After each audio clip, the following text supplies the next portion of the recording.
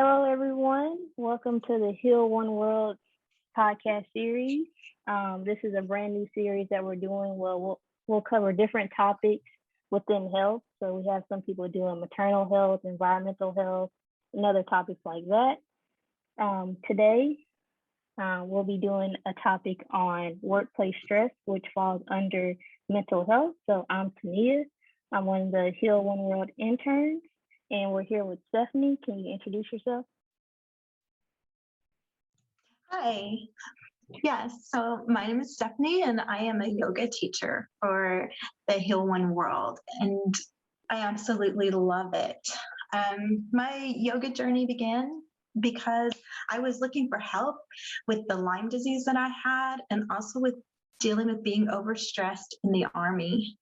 So after completing my training to become a certified Reiki master, I then certified with the Yoga Alliance to become 500 hours RYT, and then I certified to teach Yin Yoga as a specialty. I also hold a bachelor's degree in education, which has been a huge impact to help me with my relationship coaching. And when I'm not coaching or on the mat, you can find me gardening or playing with my fur babies. Thank you. And just to provide a little more information about me, I have a bachelor's degree in public health, and I'm now working on my master's degree in public health. I have a strong interest in health education. I really want to work with low-income communities to help improve their health literacy. So we'll go ahead and move on into our topic. So what is workplace stress? So before we define that, I just want to provide some data that I found. So survey results from the American Institute of Stress report that 80% of employees feel stressed on the job, and nearly half say that they need help in learning how to manage stress, and 42% say their coworkers needed such help. In addition, 25% have felt like screaming or shouting because of job stress, and 10% are concerned about an individual at work they fear could become violent. According to the Canadian Centre for Occupational Health and Safety, workplace stress occurs when there is a conflict between job demands on an employee and the amount of control an employee has over meeting those demands. The combination of a job's high demands and the amount of control over the situation can lead to stress. So some of those factors that can cause workplace stress can include, but aren't limited to, the workload, lack of proper time management, improper training or preparation, isolation, under or over promotion, lack of trust, discrimination or prejudice, exposure to unpleasant conditions, less or no recognition for good job performance, dangerous work conditions that affect health or personal safety. Stephanie, do you have any comments?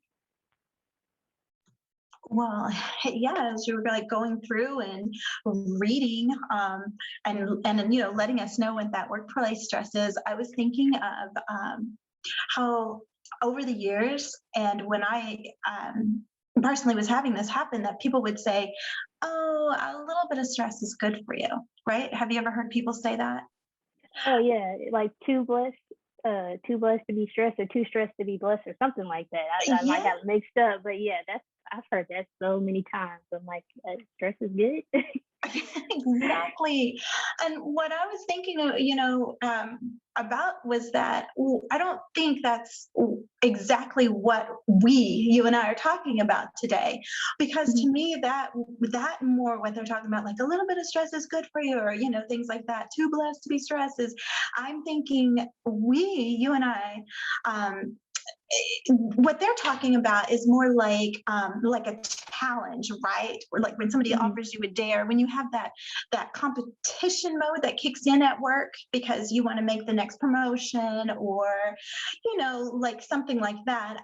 That might be kind of what they're talking about, don't they talk about stress on coal and it makes that diamond, But I think too, when we're seeing this, excuse me, it's not the struggle, right? It's not just that little bit of struggle that you go through, because that is kind of good for us, a little bit of a struggle or a little bit of competition, that challenge there, something that pushes us physically or mentally. But what you and I are talking about today is not that challenge. We're talking about that workplace stress, something that causes harm, physical and emotional harm to a person. And it's usually long lasting, not in the other ways that I was just mentioning. Yeah, I agree. And going with the workplace stress, I also noticed like there's a new thing because with the pandemic, a lot of people are like getting into side hustles or opening their own businesses, and with that comes that mindset of being a hustler. And if you're not, if you're getting 8 hours of sleep, that means you're not working hard enough. And I'm just like, that's just more added stress. It's great that you might be working full time, and then when you come home, you work on your business, but you still got to practice self care and protect your mental health. And I just feel like now the narrative is being pushed that you're not working hard enough. Oh, you ate 3 meals today. I ate one because I was working so hard. I was barely hungry. Like that narrative is just so destructive. And so many people like my age, a lot of college students and just young professionals are following along with that. And they feel like they have to hustle so hard to where it actually breaks them down mentally and physically. And it's really sad to see. And I've had to separate myself from that because it was easy for me to feel like I wasn't doing enough, working full time and being in school and having my own side business. I'm like, well, I'm still not doing enough according to these people. And I just feel like, being young, we're still heavily influenced, and that's just something that needs to be addressed in the future. Oh, wow. I hadn't really thought of it in those terms, but I can definitely see how that would be an amazing amount of extra load that you're just putting on yourself. And the way that you described it, I definitely can see that in people. Hmm. And I would definitely say another thing too, my view of it, and not that it's any different or worse than yours, because what you described was, whoa, so painful for a person to put all that weight on their shoulders. My view of like what the pandemic has done too, and a lot of things, is that there's the same amount of workload, but there's less people to do it. Hmm. And there's also different, it kind of complicated like the guidelines to maneuver around in a lot of areas. And I've seen like in the construction field, the workers say that, talking with a few, I have a friend that works in the construction, and it's very hard for him to get workers to work because yeah, there is a big debate on whether to be vaxxed or not, right? And I know we're not going to go into that debate, but it is causing such a ripple in the country, I would say, on this whole pandemic, as far as in um, definitely workplace stress. There's still the amount of workload to be done, like I had said in the day.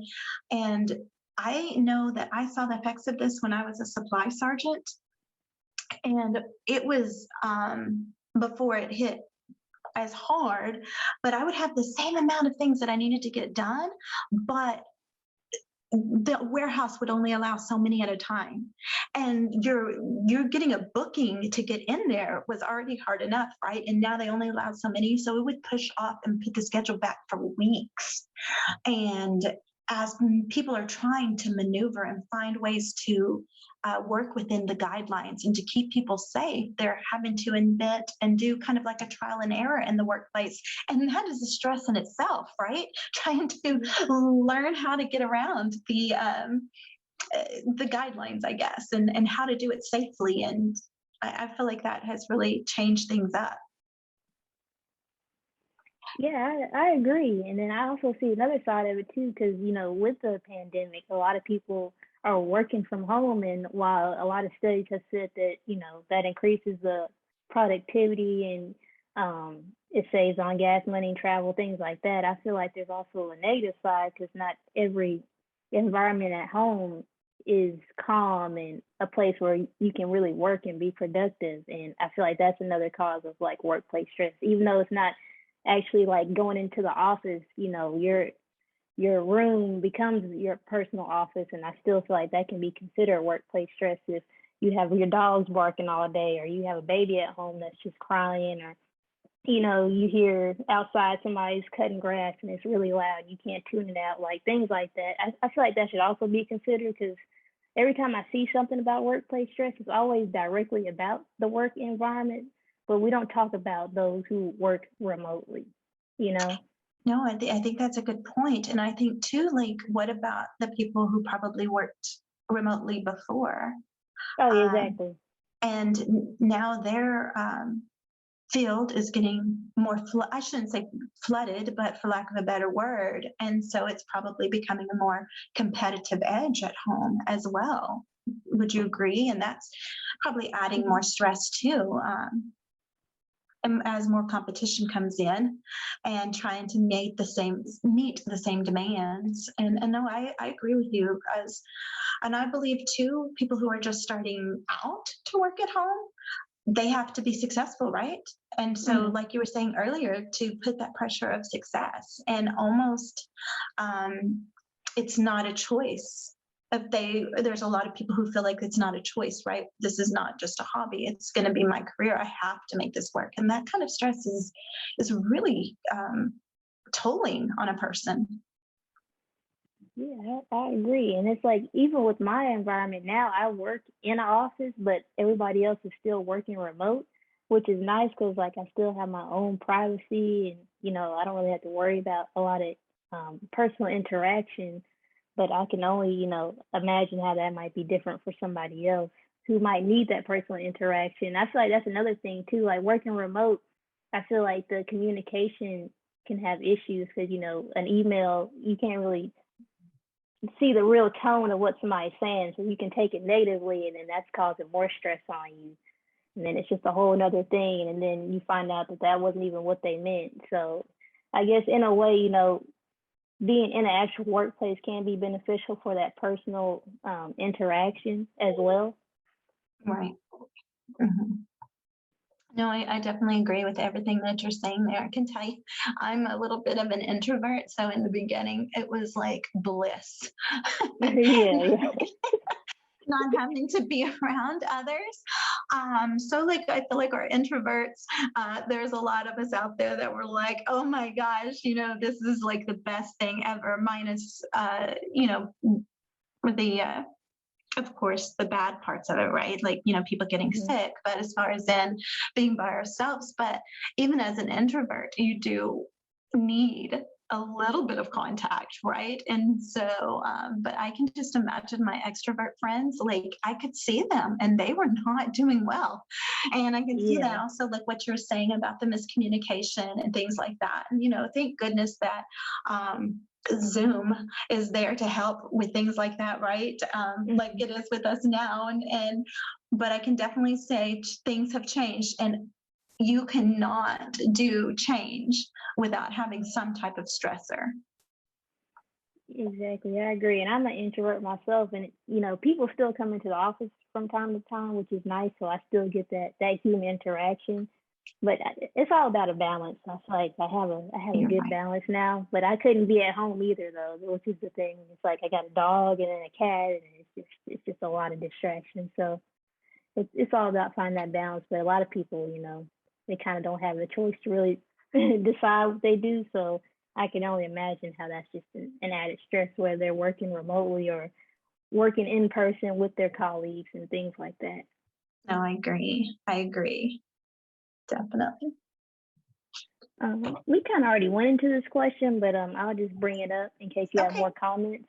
So, what would you say, like, has the ongoing COVID-19 pandemic increased workplace stress, and if so, how? Oh, yeah. I think we definitely hit that question. But yes, I definitely believe that it has increased it. In the ways that we were saying, just learning. So you're Hmm. not just focused on your workplace, the stressors that you already had, whether they're at home or, going out to a physical, brick and mortar place. But now we've added a new element to it.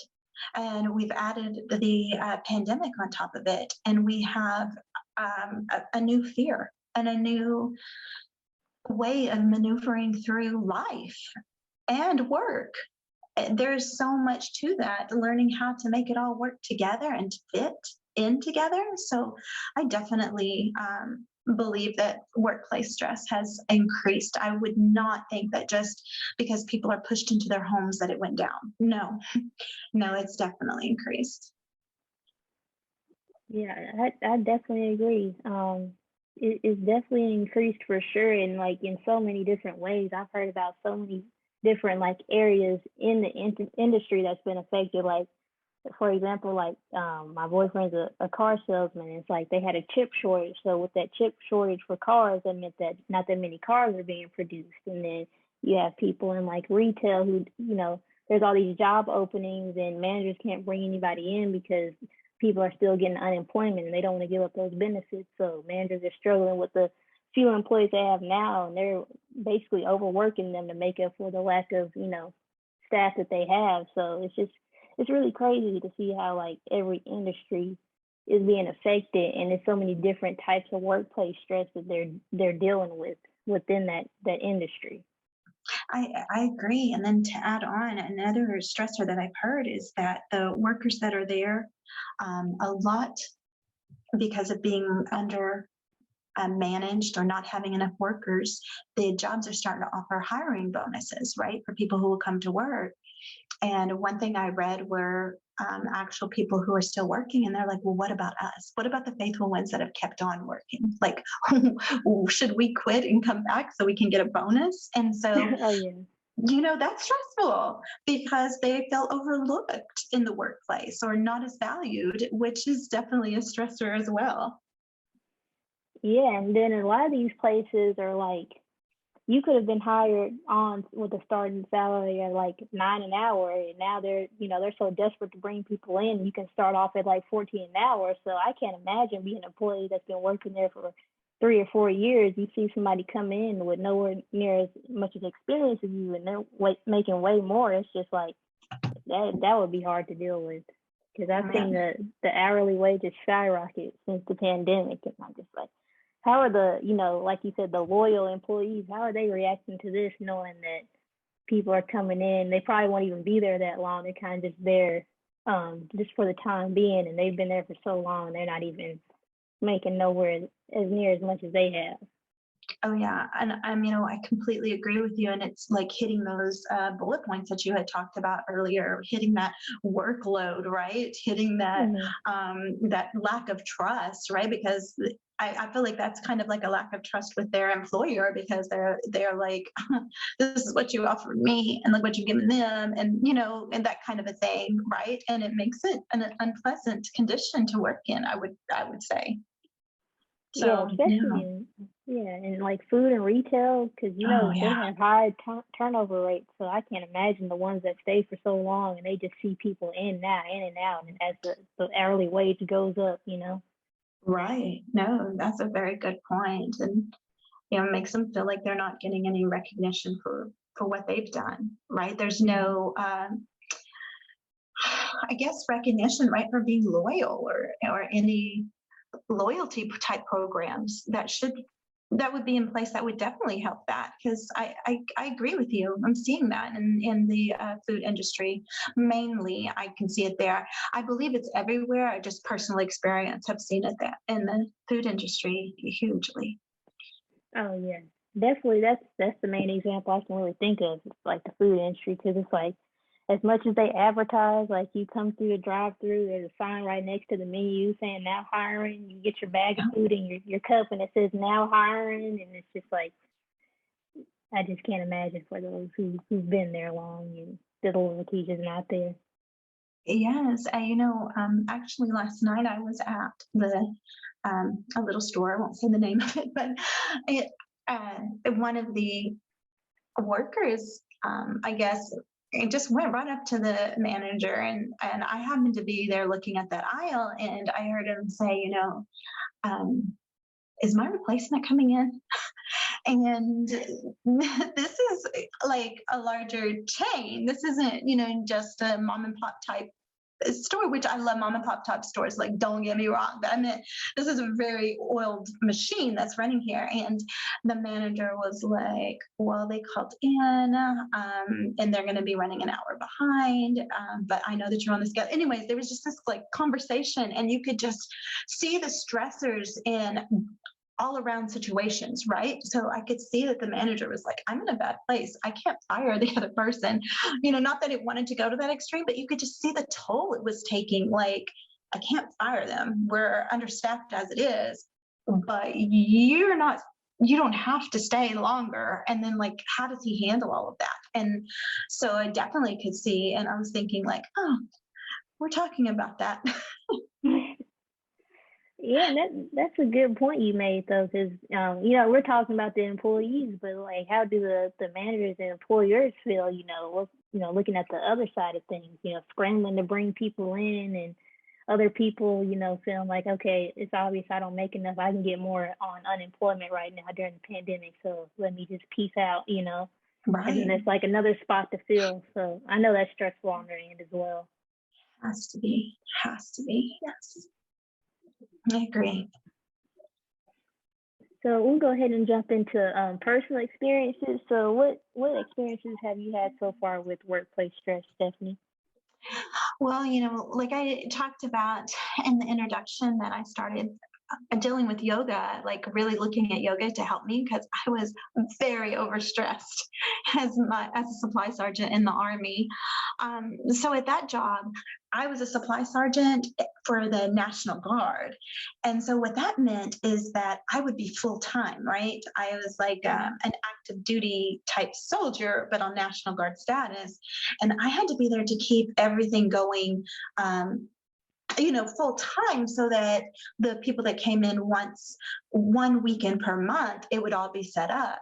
And I can tell you, I have never felt so much stress as that supply sergeant. That was a very fast paced, high demanding job. And we were also left to do things, whatever didn't get done on that one weekend, we had to do during the rest of the month. And that was on top of whatever workload we had.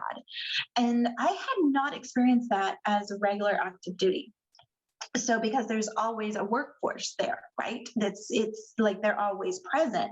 But during my time as a supply sergeant for the National Guard, that's not so. Like, I didn't even have a clerk, so I was it for a whole section. So they didn't, like, for instance, if all the weapons didn't get cleaned, guess who had to clean them during the month? If the vehicles didn't get cleaned, I was there to have to do that during the month. And it sounds foreign, and that sounds like so easy, right? But we're talking.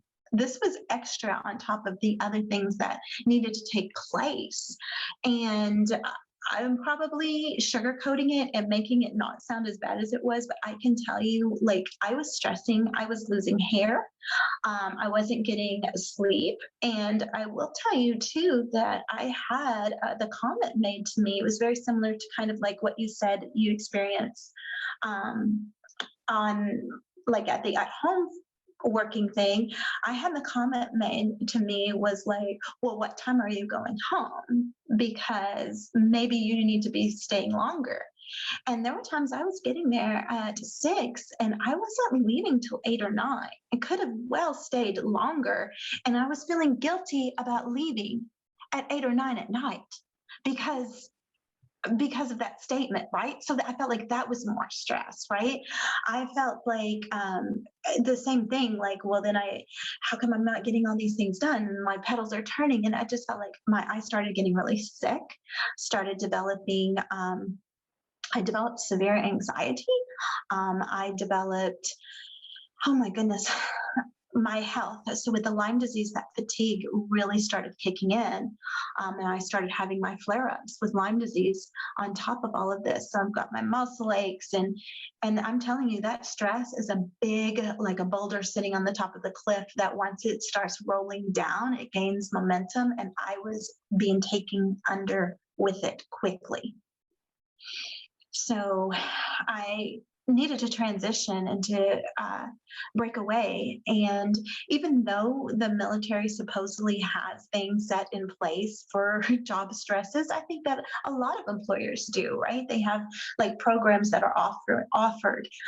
Sometimes you kind of get a label, though, if you take advantage of any of those programs. So you just try to, broaden the shoulders and carry that weight and just keep going. Oh, no, no, we shouldn't have to do that. No, you're absolutely right. And that's like a whole other conversation, like the stigma surrounded around like getting help. Like Yes. it's like you're shunned for wanting to, improve yourself because people think, oh, you're crazy, or oh, you're just taking advantage of this. You don't really need it. It's just stress. You'll be fine. Like just take a bath or something,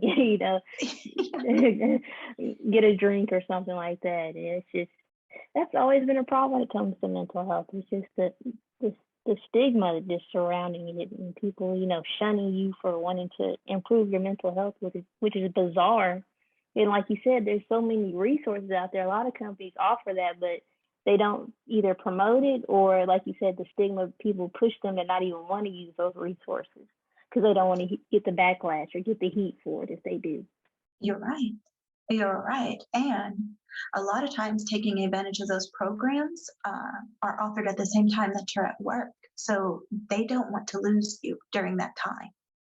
You see what I'm saying? So Hmm. it's that's I mean, I'm just adding on to what you're saying. It's another reason why they're like not being as supportive to these programs because for me to take advantage of some of those, it would have taken like maybe an hour out of my day, right?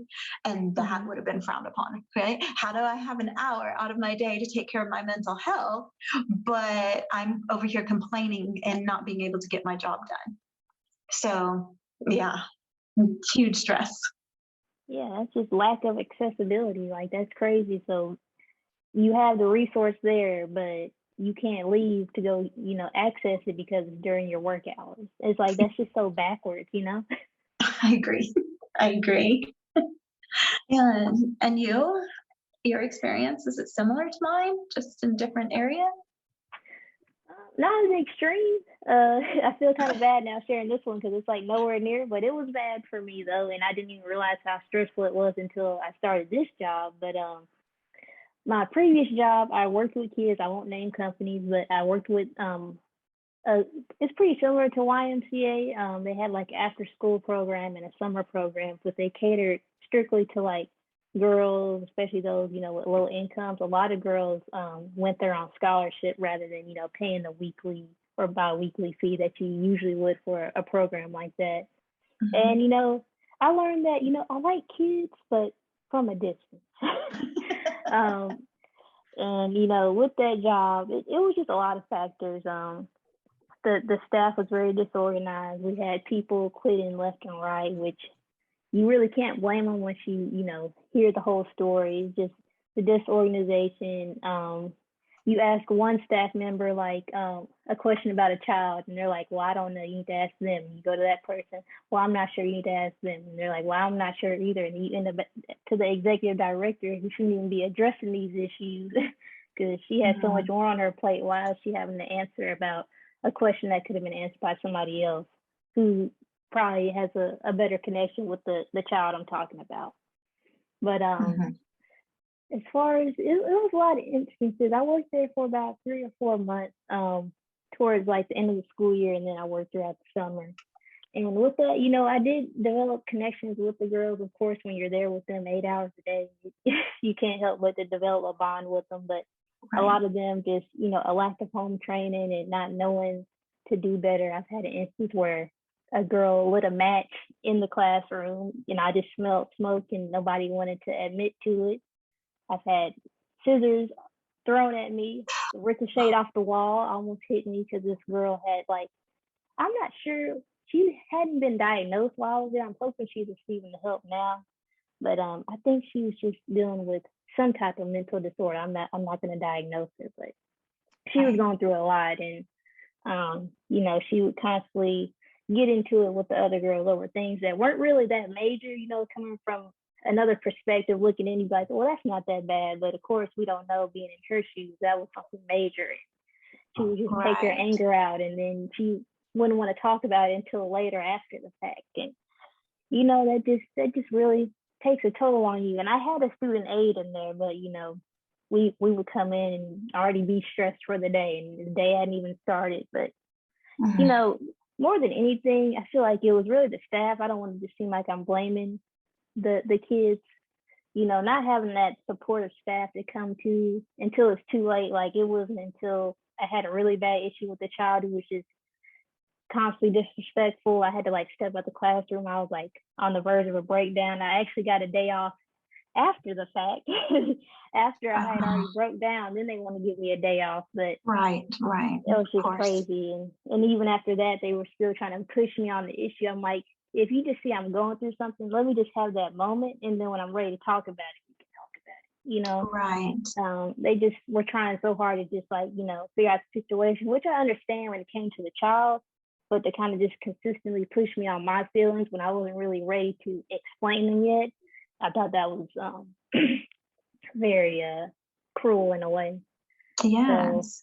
yeah, and then the fact that, like I mentioned earlier, they did cater to low income, girls and their families, but the issue I would run into is that this one girl would constantly get in trouble, so constantly do things, and she knew that she was on scholarship, so you would think, hey, if I'm on scholarship, excuse me, let me do the best I can and behave so that I don't lose this opportunity, and then my parents don't have anybody to watch me during the day or after school. But of course, being a child, she didn't really grab that concept yet, and it's like the misbehavior, and it's like the staff would be so afraid to just find another alternative option, or find another program for her, because they just felt like, oh, if we just say she's expelled, that looks bad on us because she was on scholarship. And I'm like, so you want to keep Mm, having her disrespect staff, then you lose staff, you can't mhm. watch the kids. So it was crazy. So I had to let Yes. that job go because I've had my moments before. Like I worked at Target and I get stressed like during Black Friday or something like that, retail. But Right. this was a whole different type of stress working with kids, and not just kids, but kids who didn't really have that foundation that they should have got at home, Right. being respectful not only to adults but to their peers as well, and then them just bringing those issues to the program, and then also having underlying mental issues. So, like for Mm. example, I had one girl who I found out through another teacher who talked to her mother that she had anxiety. I'm like, so why didn't I know that?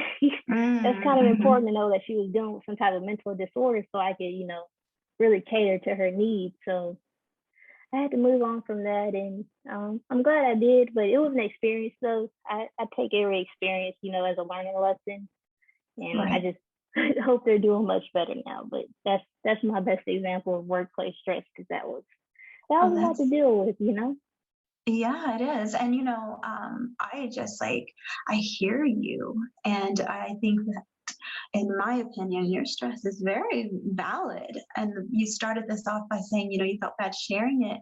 Well, I am so glad you did because I could feel your pain as you're sharing this. And the things that you were sharing, even though our experiences are different, the emotions that you and I were feeling were very much similar, right? We still have the feeling of why can't our leadership or the staff help, right? Or why isn't this one due? And we are looking for someone to help us. That's what we're wanting. Like we're trying to do our best here. Somebody help us. And that despair, I could just feel yours. And I thought, those are the feelings that I had. We shared.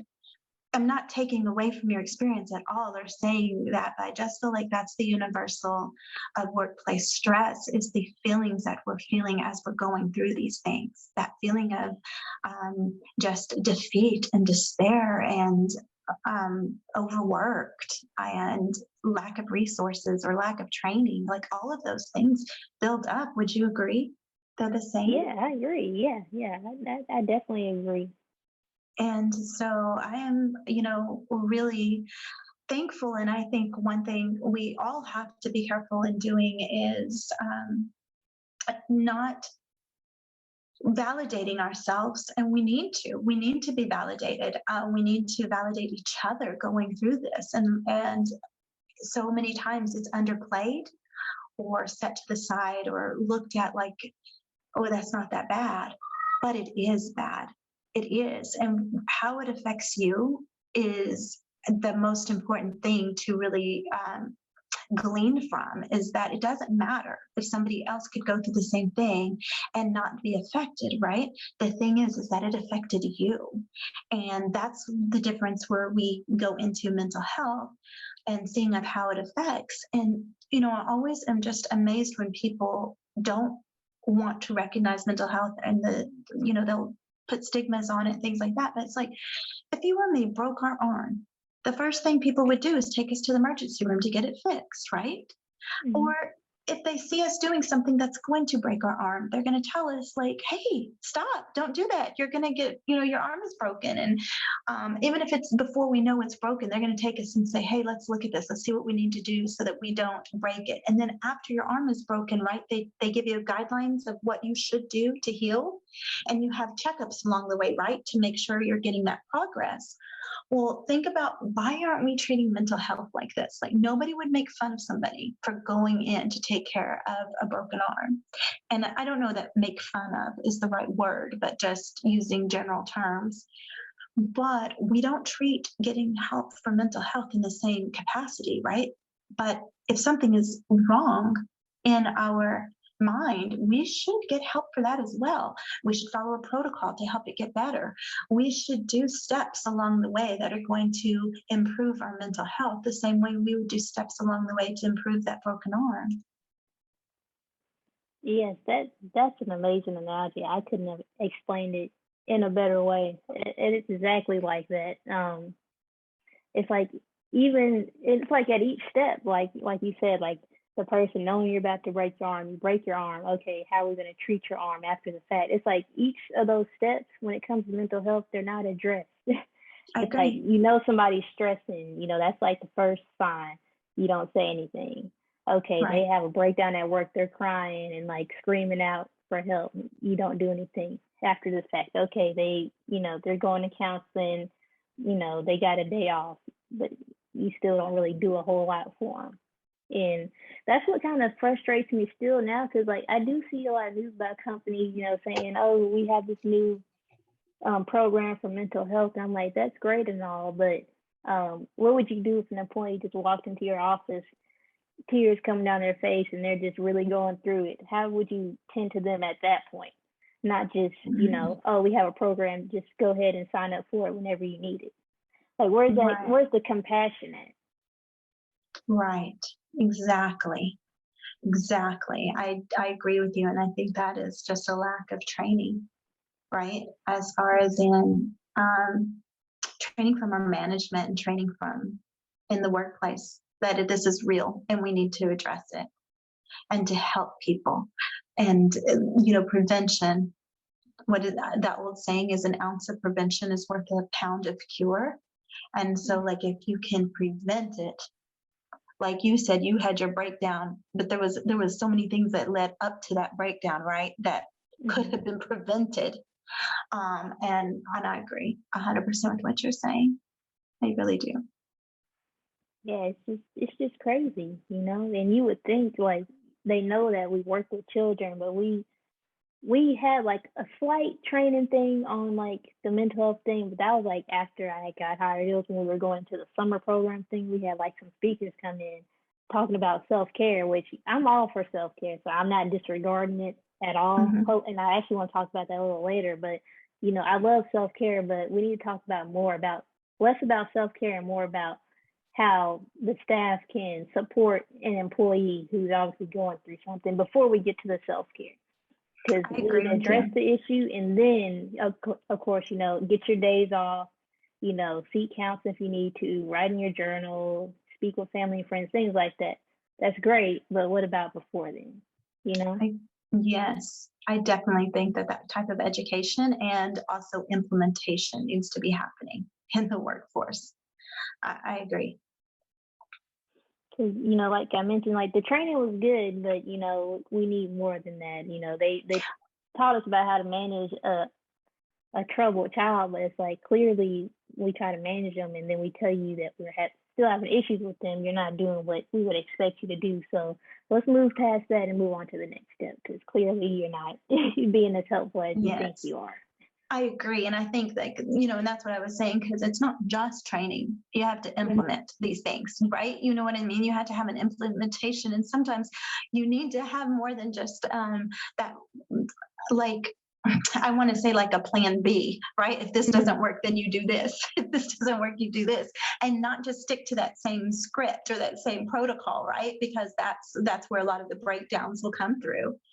And I don't mean breakdowns as I meant like that's where you're going to find the problems, right? Because Mhm. not everything can be fit into one set of instructions. And also, I don't know how your training program was on how to deal with stuff, but a lot of times in the military, what I've seen as far as in any workplace stressors or things like that, it's a check the block. So they give a class on this, but you're like, maybe it's a PowerPoint presentation for us of going through it and what stress is, and then at the back, the bottom right at the last slide, it'll say, if you're feeling any of this, contact this, and then you're trained, right? Everything's better, Mhm. and that's not real and that's not practical. Reading things off of a PowerPoint is only going to help a small percentage of our learners that learn by visual reading. You know, and that's not really, that's just slapping a band-aid. That's just telling the world, hey, we did our part. But those parts are not enough. It's just Exactly. not enough. I agree. I remember they had us do like role playing for like one person would be the teacher and the other person would be like the child that's like acting up in class, and to a certain extent that works, but like right after everybody would laugh and be like, because they would, when people role play, they try to be dramatic about it, and so Right. you're trying to like really say what you were really saying in the situation, and it's just like really jokey, and that was really an issue I had with that job too. Is like when we would role play, you would joke around, which I get because kids will interrupt you and like joke around, but let's kind of be serious and like actually give each other like criticism and critiques of like what we should actually do rather than just make it a joke. And I that agree. really took a toll on me too, especially as an introverted person and somebody who's not really talkative like that, to get up and do role play like that. And I know I'm in a teaching position with, being around a bunch of students and stuff. That takes a lot as far as public speaking, but when it comes to training, like take it a little more seriously. Yeah. And I don't know. I don't want to sound negative here, but I just feel like you could never role play enough for the situations that are really going to happen. And being an adult that's in a different mind state, role playing for all the different children that are going to come through your door, I just feel like it's a very different type of learning. Not that it's bad. I'm not saying that Mhm. that kind of training was bad. It's just going to be hard to address everything that you're going to come into contact with in the day. Oh yeah, I agree. When it comes to a child, there's like thousands of different personalities they can have, and it can Mm-hmm. change within one child. One day they're super cheery and they're happy, and the next day they're so mad and frustrated and just have an attitude. So yeah, it is hard to role play that for sure. There's Yeah. probably other methods to really tackle that, but I'm not even sure what those would be. No. But like you're saying too, it's like that um that stress within it, I would say. I mean, Hmm. I just would think like that would be a stressor, right?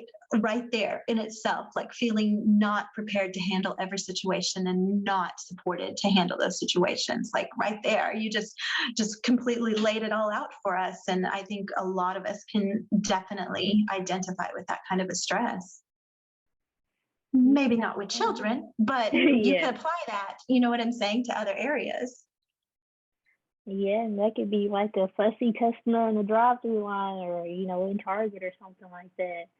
You work in the call center and dealing with somebody who's tired of you calling or doing the cold calling thing. Like it's Mm, everywhere. Or just like a coworker who's hot and cold. You don't know what you're gonna get when you walk in the door with them. And that takes a toll on productivity for the day.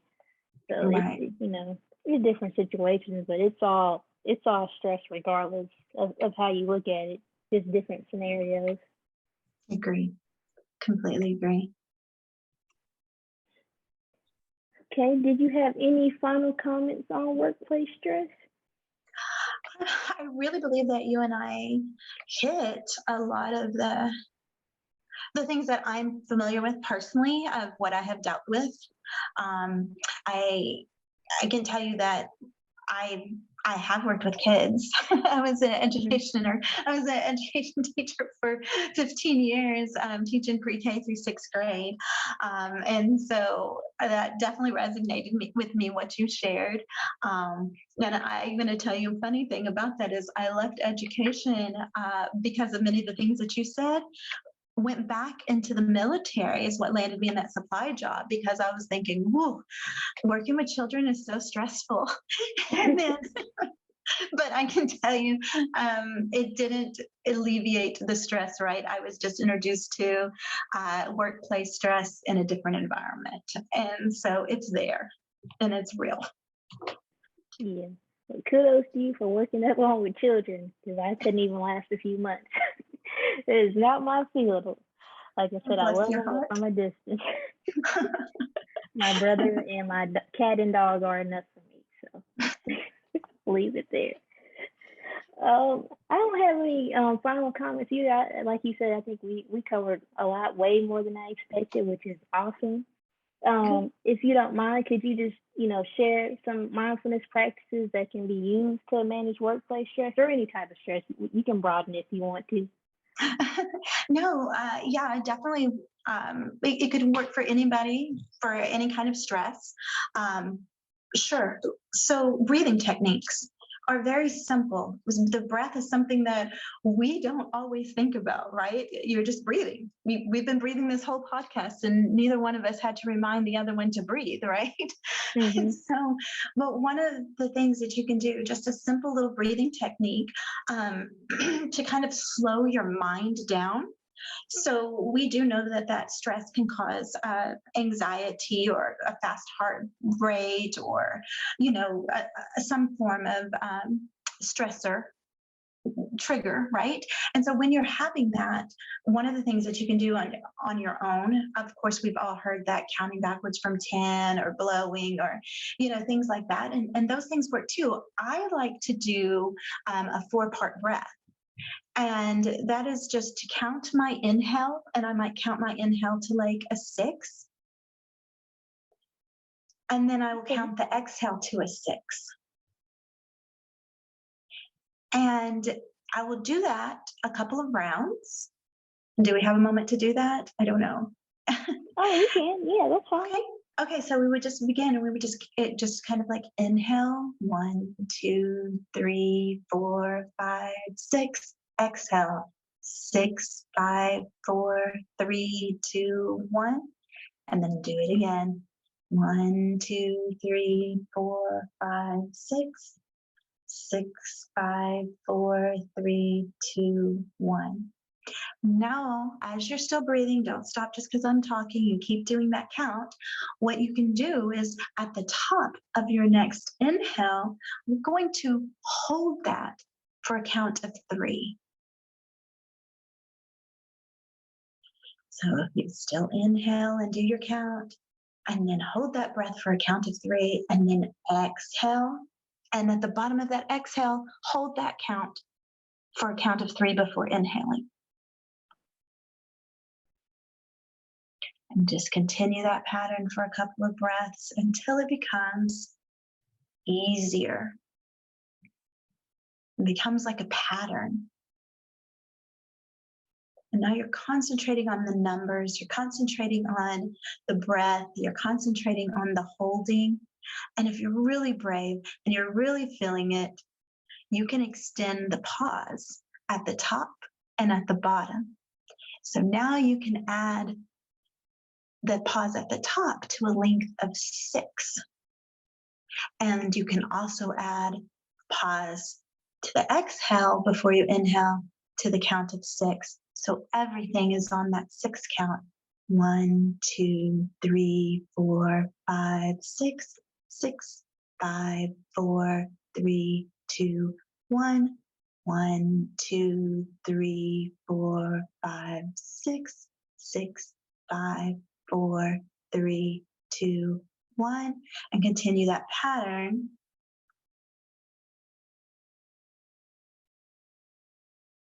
You might notice whether you struggle more holding that breath at the top, or maybe it's at the end. Notice where your body feels that. And in doing this, just in this short time that we just did it, you probably didn't have much time to think of anything else because you're concentrating on something else. Am I right? Oh, yeah. Mine is Also, blank. your mind is blank. Yes. So we kind of worked our parasympathetic system here, and we are kind of manipulating it a little bit with the breath. So because we're not holding our breath like that, right? Another thing, when we breathe naturally, we usually have either a longer inhale or a longer exhale. And what we did was we put those back together, making them more balanced. And then we added the pauses. And so we kind of triggered that fight flight. When you're holding your breath, there sometimes comes that anxiety of needing to let that out. And then when you went ahead and you assured your body that you were okay and that you could breathe, and your body started getting more comfortable with that, you were able to add a calming effect and to release some endorphins to help. So it's just something very simple to kind of help. And I know that it would help me when I would remember to do that. So that's just one stressor. I mean, excuse me, it's not a stressor. That's one activity that you can do to kind of help when you're feeling stressed. Okay, thank you for sharing. Of course. All right, so Stephanie, if you want to take this time to promote your class or any other projects you're working on to the listeners. Oh, yes, I would love for anybody listening to join me. I teach the Yin Yoga class on Fridays at 8 a.m. and I'm sure there'll be a link to the site and the calendar. And I would love for you to join me. So Yin Yoga is going to work on the passive. So we are always full of the yang, right? The yin and yang, and the yang is that active, always on the go, go, go. So to put some yin into your routine to help combat stress is amazing. So it works what yin works is the fascia, your ligaments, and excuse me, and it is so good at releasing and allowing you to release things that have been held inside. So we know our body is covered with this. The fascia, it's a big buzzword now, and it's all over the internet, and you can look that up. But we've had something developed for years with Yin Yoga to kind of work that. And working in these meridians, we actually slow down. So in Yin Yoga, your poses are held for longer amounts of time, anywhere from 3 to 10 minutes. It's a pretty long time, right? When you think of a yoga pose. And so during that time, we're doing some mind work. We're doing a lot of self-reflection and working on our inner self. And it is an amazing time to just be with yourself, get comfortable with yourself, as well as work the ligaments, the joints, and the tissues. So we're not as much working our muscles. And we also are quieting the mind. I really value Yin Yoga for stress and for an overworked person. And, the stress of the workplace is definitely an overworked mind. Would you agree with that? Our mind is constantly going. And so it's going to be to slow down, add the balance like you talked about, finding that balance and adding some more yin into that yang that we already are having. So I look forward to anyone who would like to join, and hopefully we'll see you on those Fridays. Thank you. So we've made it to the end of the podcast. I want to thank Stephanie for joining me. I really appreciated you. You've been amazing. I'm glad that you decided to work with me on this episode. Please stay on the lookout for more episodes in the future on different topics relating to health and wellness.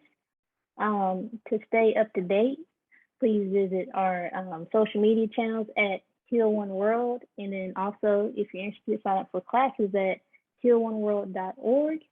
Stephanie, do you have any social media platforms you want to share? Sure, they can find me on Facebook or Instagram.